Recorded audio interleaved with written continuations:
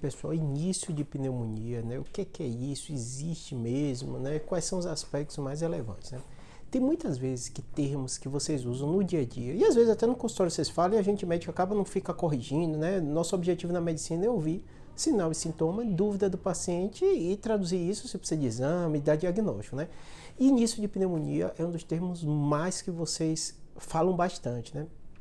E eu vou explicar para vocês o que seria isso, né? Quais são as preocupações e qual é o cenário mais comum, né?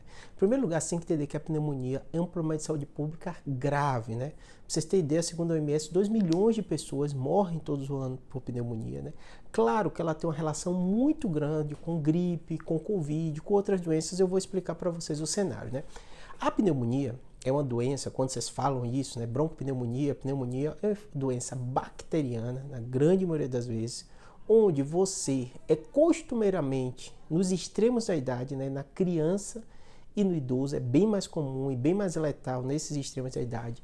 E é muito comum ser associado posteriormente a uma infecção viral. Só para vocês entenderem, né? A gente tem no nosso corpo, né, parte respiratória, bactéria, que convive com a gente, convive muito bem, né? Quando você tem um quadro viral, quando você tem uma gripe, quando você tem um Covid, quando você tem um resfriado, né? O seu sistema imunológico, ele modifica. E além disso, né, secreção aumenta. É um cenário bem propício para uma bactéria ir lá e crescer. Então, normalmente, quando a pessoa fala o início, o princípio de pneumonia, geralmente ela vai estar falando nesse contexto. É alguém que de repente pegou um quadro gripal, começa a ter um sinal de melhora e de repente piora. E é justamente isso, né?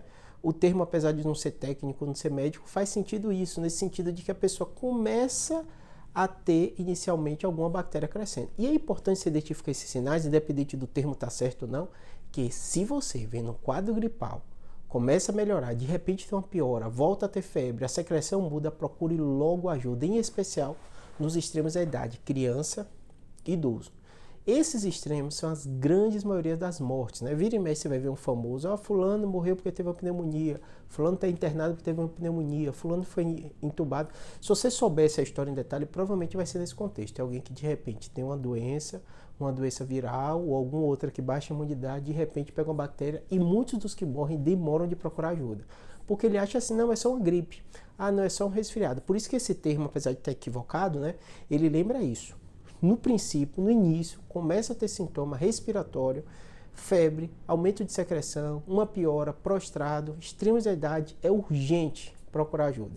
A maioria das vezes você começa antibiótico e o paciente melhora. Claro que tem situações que às vezes o paciente extremos da idade já está debilitado com outras doenças e aí ele pode ter algum cenário mais grave, tá bom?